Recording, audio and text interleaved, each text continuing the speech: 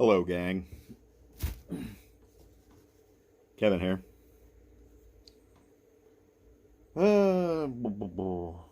Where to begin? I don't think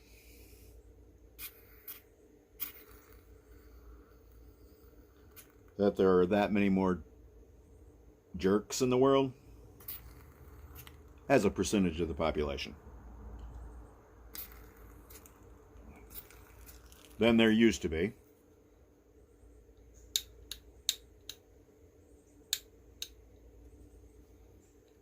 I just think that people are not as embarrassed by being self-centered jerks as they should be.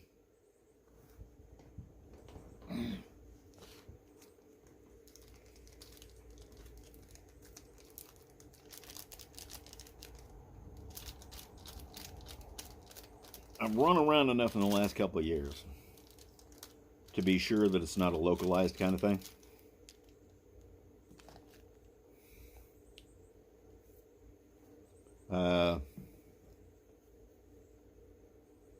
By the way,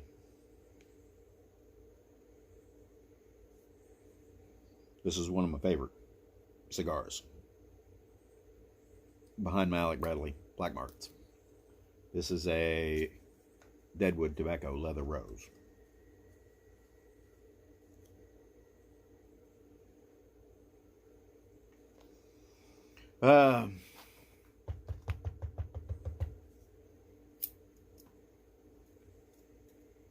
Me and the wife had to get out of the house for a little while.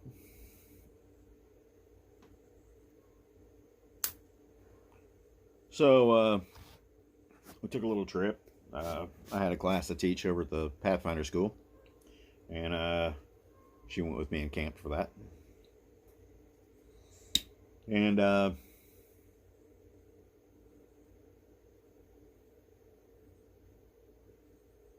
then we got back and we're home for a day, and got back in the van and took another trip.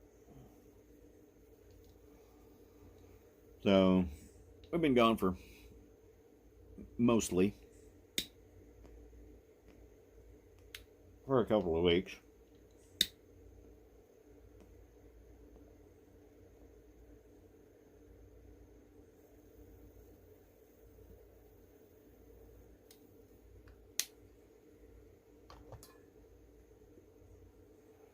And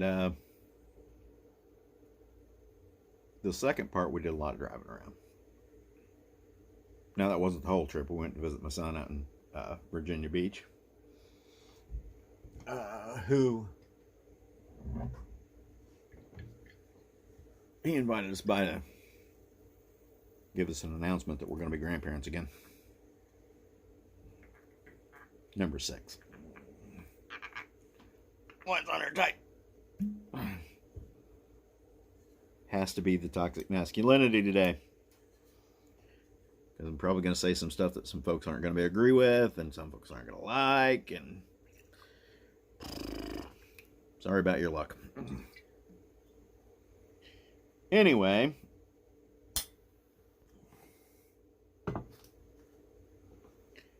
we went out and ran around and did all that kind of stuff. And I guess today's title is going to be, why can't you do the right thing?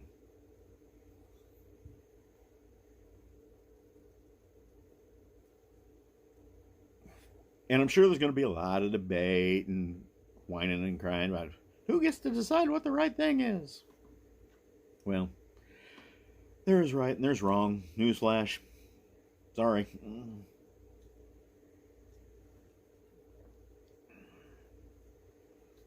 But anyhow, it amazes me the amount of folks in the world who think that they are apparently the only ones around. Excuse my hands, I've been working in the shop, building myself a new table and thinking about a desk right here. Thinking about it. Don't know what's going to happen or not. But anyway.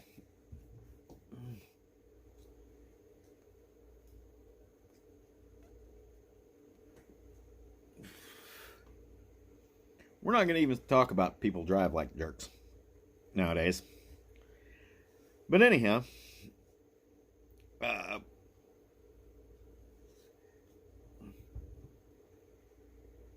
go to a lot of gas stations that are along the internet or interstate. It amazes me the amount of people. Well, here's the deal.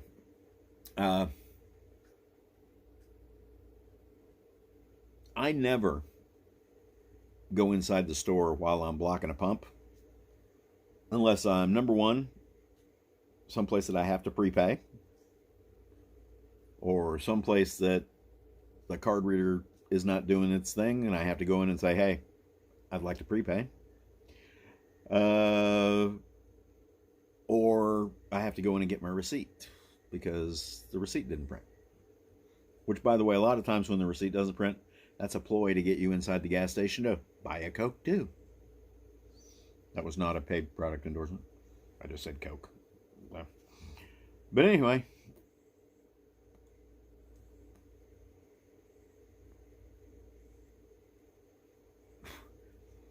we pulled into this one place that had, by today's standards, inexpensive gas. So there were a lot of people getting gas there. Now, I had to wait in line and wait in line and wait in line to actually pull up to the pumps. And the amount of people who tried to wiggle their way in front of other people who were also waiting for pumps, but waiting at a respectful distance, so if somebody had to back out, they could, or if somebody had to go through, they could, not blocking the traffic lanes kind of thing. The amount of people who tried to wiggle their way in between people amazed me. And the amount of people who pulled up to the gas pumps, they're sitting there blocking the gas pump, they're not getting gas now, sit in the car, dick around with their phone, then they get out of the car, then they go into the convenience store and do their shopping, all the while they're blocking a gas pump from the long lines outside. Then they come out, and then they get gas. Then they go back in the store because, hey, maybe we didn't shop for enough. Here's the deal: don't block the damn pumps unless you're getting gas, or going in to prepay, going in to report a problem with the pump, or going in to get your freaking receipt that didn't print. Pull away and park in a parking space. Jerk wipes.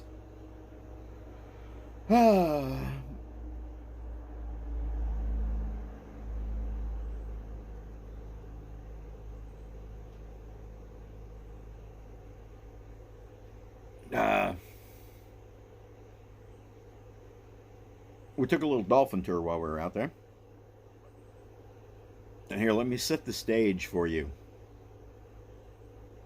Now, I don't know why people have to... I thought we were social distancing. I don't know why people have to be right on top of me. We get on the boat. And it's a fairly large craft. Not a supersized craft, but fairly large. And of course, it's got an inside area and an outside area, and it's got seats along the sides and along the rails and things like that, so you can look at the dolphins supposedly.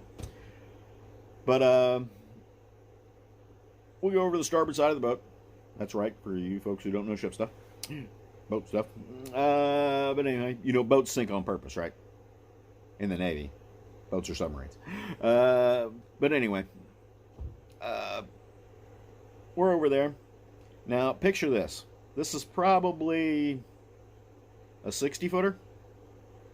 And there's probably 45 feet of seating down the side. Now, we stayed towards the back, the aft part of the ship, the after half of the ship. Abaft the beam, that kind of thing. And me and my wife and my daughter-in-law and my son are the only ones there on that side. The next closest people to us are way the heck up in the bow. Now this, I assume, family of folks, they get on board. They're all speaking Spanish loudly to each other. Now, I don't know what possessed them to think that this was the right thing to do. Now, they could be anywhere on the boat they wanted to. But they immediately split into two halves, and half of them went on the one side of me, and half of them went on the other side of me, and commenced hollering at each other. They weren't hollering mad, they were just being really loud and talking back and forth to each other in Spanish. But they split to go intentionally on both sides of me.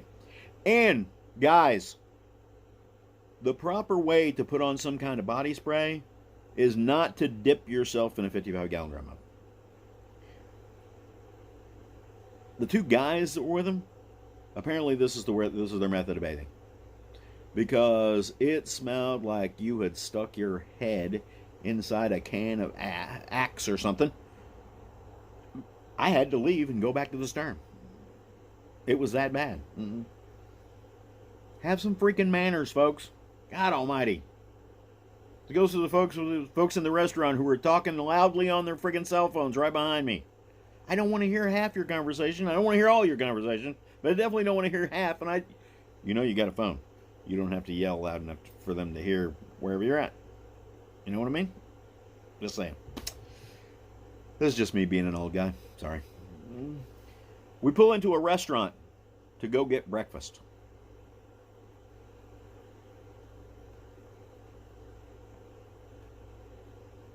The parking lot is fairly full.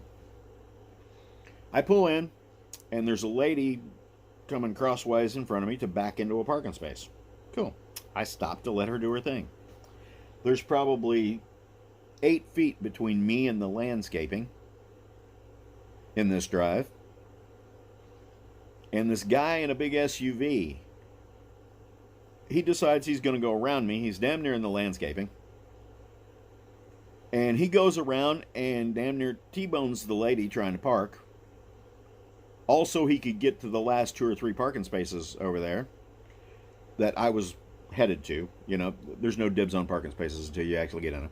But anyway, this guy goes around me, damn near T-bones the lady, whips in and tries to get into a parking space and decides he can't turn in there because he's got a very large vehicle. And apparently can't drive it because I went into the same parking space and had no problem getting my Ford Transit in there. That's all I'm saying. But anyway, he couldn't get into this parking space, so he backs back across the parking space and parks in a handicap spot. Now, he had Nevada plates. There was no handicap placard hanging on the window, and there weren't handicap plates. I don't know what Nevada does, but he wasn't in Nevada. Now, this is not the kicker. He had someone in the vehicle with him who got out and went inside. He stayed in the vehicle and ran the air conditioner the whole time, I guess, and stayed in that handicap spot for the entire 35 minutes that we were in there and getting food and, well, actually it was about 45 minutes. Getting food and doing all that kind of stuff. And whoever, the lady that was with him was behind us at another table with, I guess, a couple of her friends, and apparently they thought that this breakfast restaurant was a party place, and it was cool, even though all the children were in there, to be the most foul-mouthed individuals I have ever been around. And that, let me tell you what that's saying. There are 2 of the sayings about people who cuss. You cuss like a construction worker, or you cuss like a sailor. I was a construction worker in the Navy. I cuss my ass off. But not in a crowded restaurant around a bunch of kids with their parents trying to eat breakfast. That's all I'm saying. Why don't y'all know how to act in public? Lord God Almighty, my mom would have whooped my ass.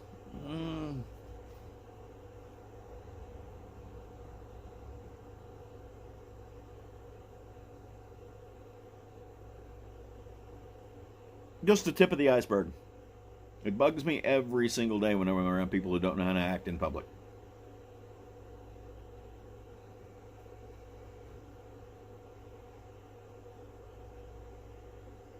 Share this with your friends who are jerks. Thanks for watching. Thanks for your views. Thanks for your support. Sorry this is a day late this week. But I got back really late Sunday night and didn't feel like doing much of anything yesterday. So, see y'all in the woods.